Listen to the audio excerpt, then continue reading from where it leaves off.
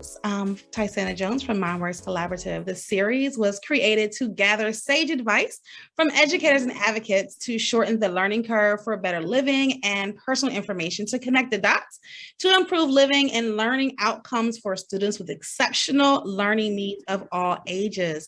This month's theme is all things autism as we celebrate Autism Acceptance Month. This exceptionality drew me in and made me pack up my life in DC for graduate school in Kansas to dig deeper. Today, we are joined with Maurice Rush, whose introduction to autism was a bit more personal.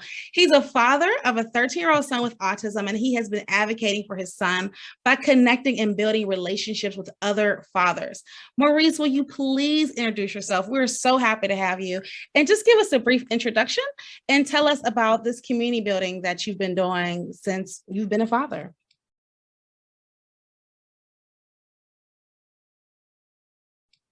Yeah, so hey Ty, I'm Maurice Rush. I'm 33 years old up in Philadelphia. My son was born in April of 2009. He got diagnosed with autism in June of 2011.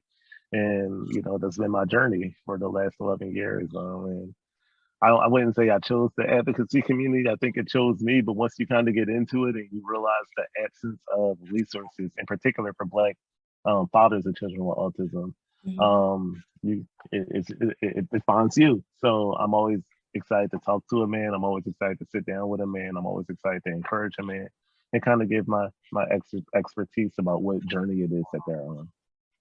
What I remember when you were talking at Autism and Black was about the fellas and getting together and what you connecting with other Black fathers. Yeah.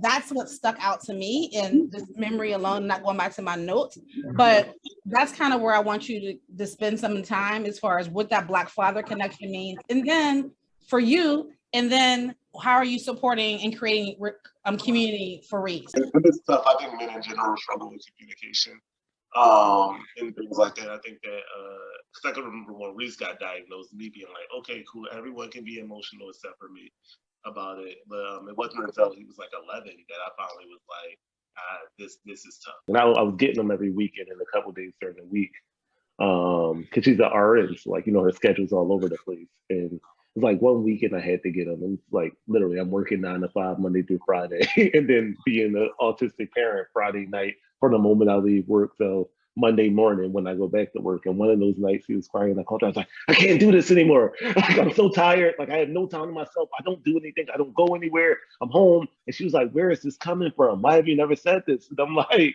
I just can't do it no more. I was like, I felt this way forever. I just didn't think I could say it because I'm fed up. I had enough. And it was probably not the healthiest way to do it, honestly speaking. It's a really unhealthy way to go about doing it.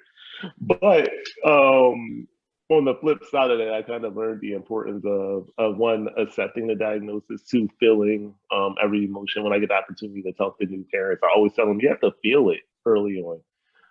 You can't deny it. You have to cry about it. You have to be angry. You have to be upset. You literally have to go through that process for the first couple of years of just kind of accepting hey, my kid has special needs. And then, you have friends that have kids and their kids hit milestones before your kid hits the milestone, or they hit milestones that your kid might never hit, right? Mm-hmm. And that's going to be the rest of your life. And if you run around denying that early on, then it makes it tougher. And the quicker that you're able to just cry it out, be angry about it, the easier it gets, because once you kind of get over that initial anger, then you can start to talk to people, right, in a healthy manner. You can start to build a community in a healthy manner. You can start to tell people, oh, Reese has autism, so if you have a dog, I can't come over. And people get that now, right? And they're not like, oh, just bring them. They understand that now, right? You can say, oh, this is one of Reese's triggers. This makes him upset. Oh, it's a birthday party. Cool, I'll come. But when you guys sing happy birthday, he's going to get started. But if you're denying what his condition is, you're not able to do that. And then in exchange, what people do is they begin to preemptively do things for you, right? So you'll go to someone's house and they're like, oh, I set a private room. I set a quiet room aside if you guys need to go in there. Oh, I already put the dog out. Oh, what does he eat? I know he has a special diet, so I made sure I had this on deck, or pizza on deck, or whatever. So but you don't get there until you accept the diagnosis and you feel those emotions, right? So before 11, you talked about not being able to feel or not feeling. Mm-hmm. You were allowed to express these emotions. And at the time, your partner had already started the organization, right? Yeah. So she started that she started that maybe 6 years ago. She's doing it, and she starts this group for autism parents. And I was calling in for like the first couple of months every week, and I'm like the only guy on the call every time, right? And there's just all these women, and I'm sitting there, and I don't say anything on the Zoom meeting because obviously I'm the only guy here, and I'm just like, yeah, I don't know if this would be a good medium for men, right? Because men don't talk.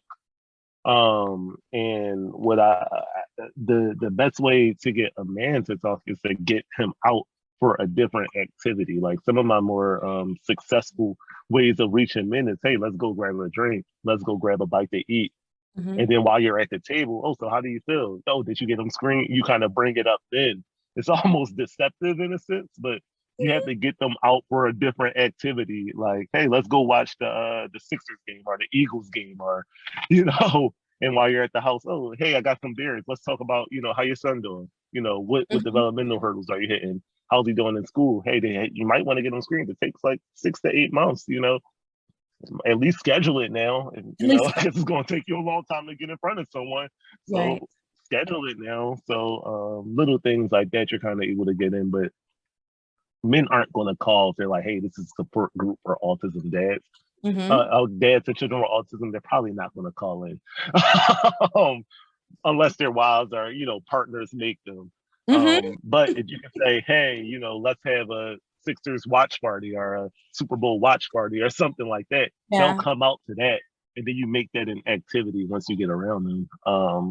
And once you start to build those connections, then, obviously once they gain your trust, you're able to kind of follow up with them more often. But initially it's tough.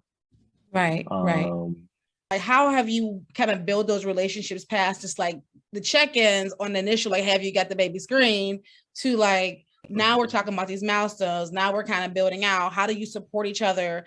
As men, men, cry in the dark. That was Michael Basin's thing. So you're going to deal with your emotions, and it's going to be a different thing. And so, like, tell me, if I was a brother and you found out that I had a child with autism, how would that initial conversation with me? You found out who I was. You have my email and phone number. How does this process work? So initially I like to listen, right? I recognize that a lot of men haven't been listened to appropriately throughout the course of their lives, be it from a boyhood all the way up to manhood. It's kind of like a lot of, not just men, but a lot of humans, Black people in general, feel like they hadn't been adequately listened to. So I give them a space to kind of voice how they feel, to voice their concerns and things like that. The first thing I always tell them is like, it's going to be okay. I always reference the Welcome to Holland poem. That's like literally like my lifesaver. And if you read it, it talks about like how having a child is planning that vacation in Italy, and then you end up in Holland, and you're kind of angry at first, but then you kind of realize how beautiful Holland is. And it's cliche, but then you let them know it does get easier with time. So you listen to them in that first conversation. I'm good in my general life with following up with people and checking in with people. Like, I do a good job of that in general. So what I try to do is, at least every couple of days, I'll pick like 4 or 5 guys in my contacts and just send them a text like, hey, thinking about you, bro, I love you. I do that in general. So if it's a parent that I know that has, right. It's a continuation of being Maurice Rush, yeah. Exactly. So if it happens to be your turn on my, hey, I'm checking in with you list, and obviously you go through that cycle probably like every month or two.